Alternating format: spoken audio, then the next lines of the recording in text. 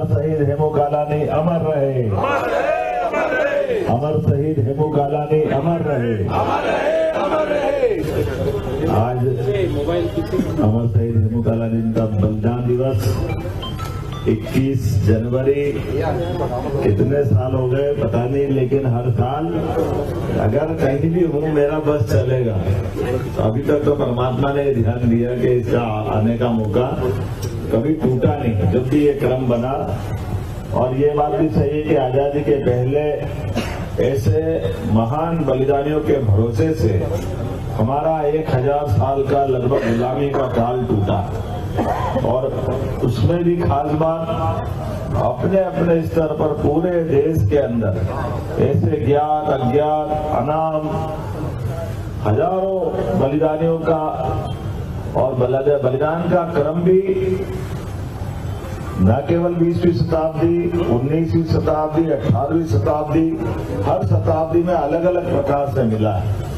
लेकिन हमारे जो आक्रांता है वो थोड़े चालाक थे, उनने अपनी इन सारी बातों पर पर्दा डाला। पर्दा डाल के वो मूल बातों को दबा के ले गए, छिपा के ले गए। आज ही समाचार पत्रों में पढ़ा होगा, ब्रिटेन के अंदर उनके संपत्ति का जो सर्वे आया है वो हमारे देश से लूट के ले जाने का 58% इंग्लैंड में आज धन जो है वो भारत से लूटा हुआ। ये जो एक सर्वे बता रहा है, ऐसे कई सारे यूरोप के देश अलग अलग कारण से भारत को लूट के ले गए।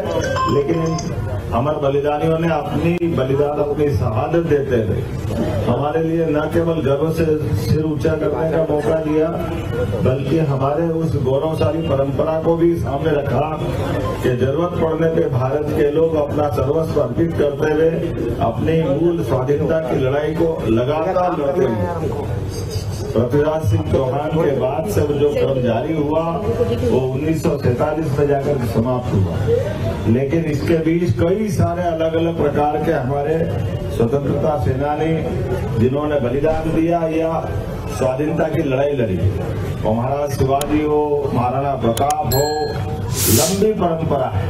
बाजीराव पेशवा हो, सिंधिया जी हो, होलकर साम्राज्य हो, सबके माध्यम से, क्योंकि हम जाने अनजाने अपने बीच में से ये 200-250 साल पहले महाराज शिवाजी ने जो सपना देखा, और ये मालवा से लेकर महाराष्ट्र तक का पूरा भूभाग और गुजरात का भी भूभाग जो मुक्त करा लिया, तो 47 के समय तक अपने देश के हिस्से में तो हमको अपने सभी देवस्थान, महाकाल का मंदिर 250 साल पहले हमारे यहाँ बना है, तो हमें इस बात का गर्व है। लेकिन एक एक अब ऐसे स्थान जिनसे कोई गौरवशाली अतीत जुड़ा है, उसको सबके सामने लाने की जरूरत भी है।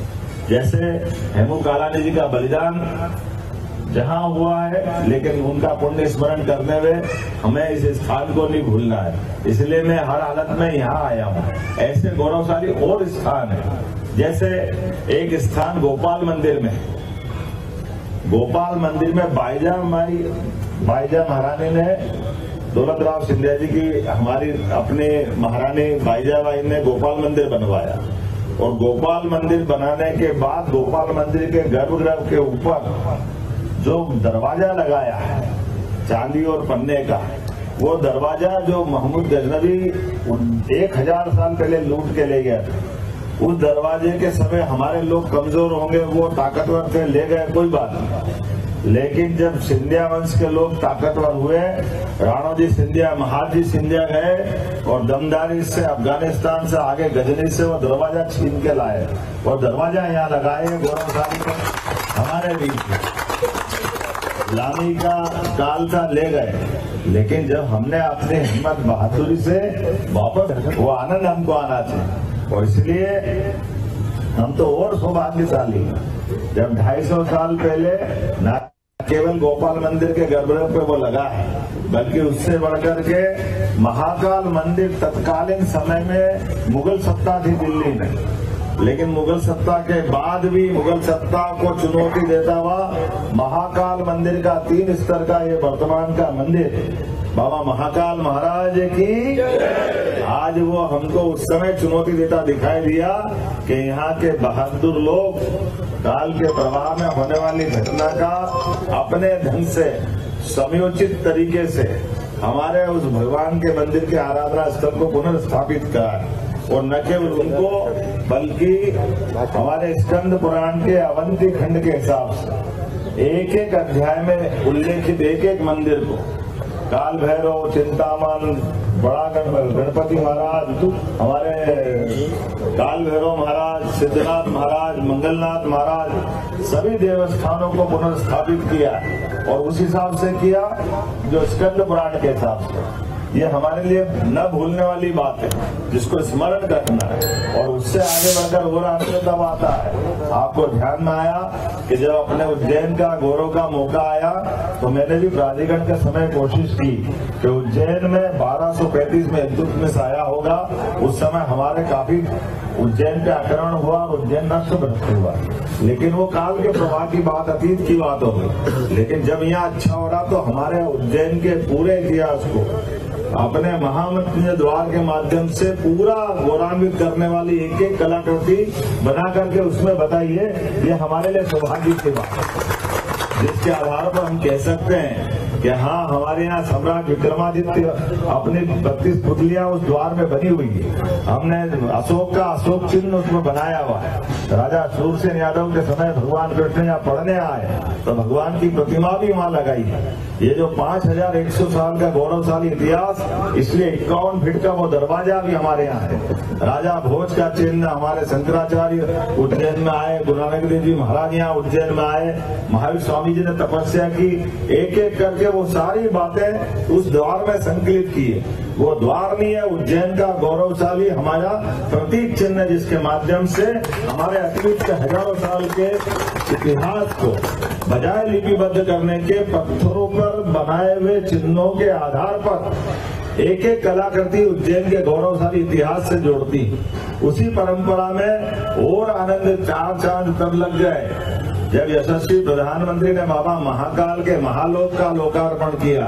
बोलिए महाकाल महाराज की। और महाकाल महाराज की कृपा है उनके तरफ, जैसे हमारे देवताओं का है नियम, न्यूटन का थर्ड लॉ क्या है?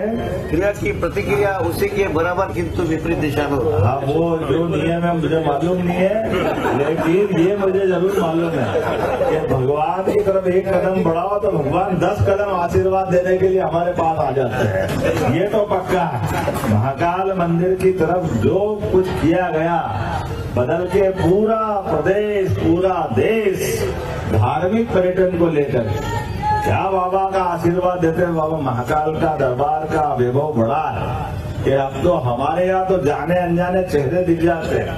कौन जाने, अपने रूप में भी देवता आके दर्शन करके जाते हैं उज्जैन में, अपनी आभा प्रसिद्धि के माध्यम से आते हैं। जब भी तो हम देखो हर दिन कितने लोग आ रहे हैं, कहाँ से आ रहे हैं, कितने हिसाब लगा लो।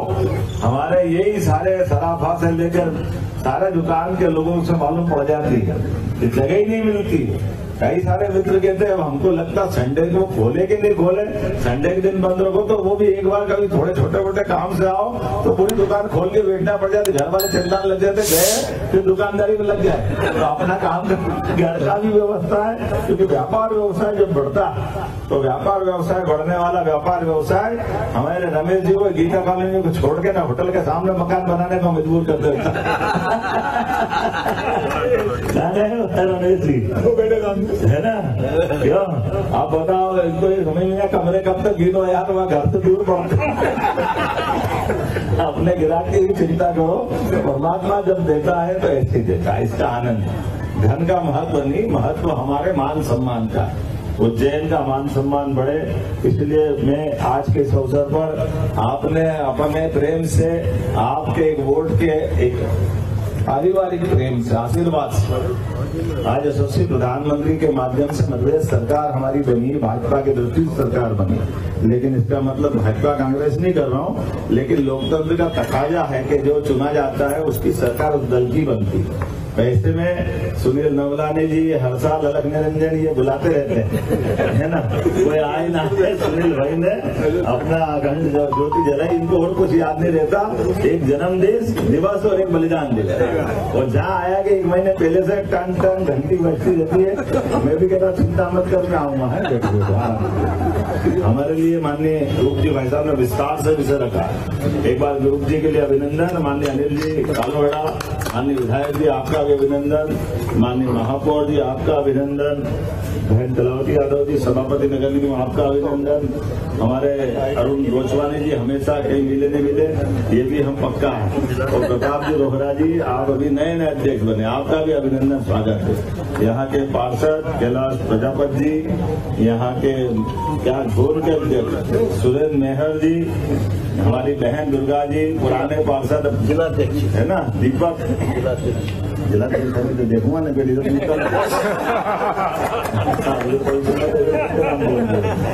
जिलाध्यक्ष संजय जी, ग्रामीण अध्यक्ष राजेश ठाकर जी, कहाँ से लाए ढूंढ हमारे सारे देखो बाबा। यहाँ के मंडल अध्यक्ष जी, हमारी बहन दिव्या जी, भाभी यहाँ हमारी पुष्पा भाभी, श्रीमान स्वर्गीय शिवा भैया के परिवार से आपका आशीर्वाद सदैव मिलता है। जितेंद्र कृपलानी जी, गजेंद्र जी तुम्हारी माता पता नहीं चलता कौन मंडल बन गया हमारा, ऐसा बढ़िया ठीक है।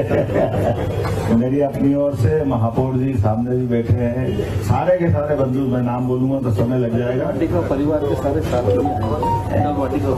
अटल वाटिका परिवार के साथ अटल वाटिका कहाँ है?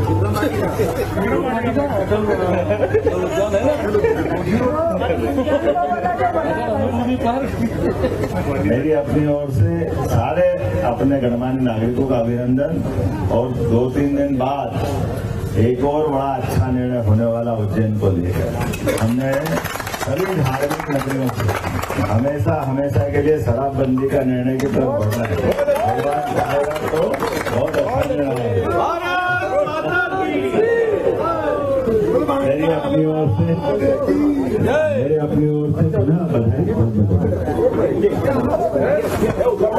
कहीं आग लगी है मुझे बताया गया अभी, तो जहाँ आग लगी वहाँ 1 लाख रुपए देने की मैं घोषणा करता हूँ। और एक हमारे जो क्या नाम है दिलीप बाबा, बंगाली दिलीप शाह जी के भी 1 लाख रुपए देने की घोषणा। मेरी अपनी ओर से आज लेटेस्ट खबरों के लिए लाइक, फॉलो और YouTube पर सब्सक्राइब करें, बेल आइकन दबाएं, साथ ही विजिट करें swedeshlive.com पर।